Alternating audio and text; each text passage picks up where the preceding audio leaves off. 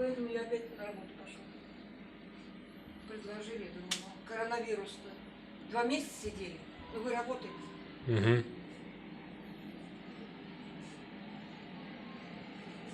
Работаю, вот это все заплачу. Видите?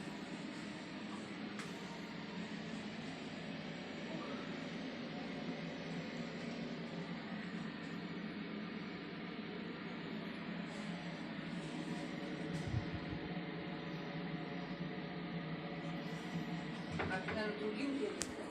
Ну.